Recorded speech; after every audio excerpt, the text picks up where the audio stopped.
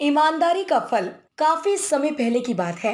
प्रतापगढ़ नाम का एक राज्य था। वहाँ का राजा बहुत अच्छा था, मगर राजा को एक सुख नहीं था। वह यह कि उसके कोई भी संतान नहीं थी और वह चाहता था कि अब वह राज्य के अंदर किसी योग्य बच्चे को गोद ले ताकि वह उसका उत्तराधिकारी बन सके और आगे की बागडोर को सुचारू रूप से चला सके। और इसी को देखते हुए राजा ने राज्य में घोषणा करवा दी कि सभी बच्चे राजमहल में एकत्रित हो जाएं। ऐसा ही हुआ।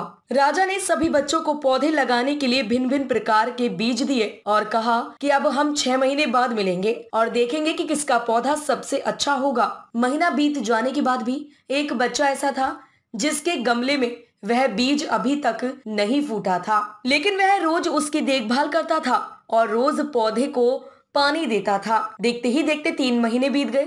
बच्चा परेशान हो गया। तभी उसकी माँ ने कहा कि बेटा धैर्य रखो, कुछ बीजों को फलने में ज्यादा वक्त लगता है। और वह पौधे को सींचता रहा। 6 महीने हो गए। राजा के पास जाने का समय आ चुका था, लेकिन वह डरा हुआ था कि सभी बच्चों के गमलों में तो पौधे होंगे और उसका गमला खाली होगा। लेकिन वह बच्चा ईमानदार था और सारे बच्चे राजमहल में आ चुके थे। कुछ बच्चे जोश से भरे हुए थे क्योंकि उनके अंदर राज्य का उत्तराधिकारी बनने की प्रबल लालसा थी। अब राजा ने आदेश दिया, सभी बच्चे अपने अपने गमले दिखाने लगे, मगर एक बच्चा सहमा हुआ था क्योंकि उसका गमला खाली था। तभी राजा की नजर उस गमले पर गई। उसने पूछा, तुम्हारा गमला तो खाली है? तो उसने कहा, लेकिन मैंने इस गमले की 6 महीने तक देखभाल की है। राजा उसकी ईमानदारी से खुश हुआ कि उसका गमला खाली है, फिर भी वह हिम्मत करके यहाँ आ तो गया। सभी बच्चों के गमले देखने के बाद राजा ने उस बच्चे को सभी के सामने बुलाया। बच्चा सहम गया और राजा ने वह गमला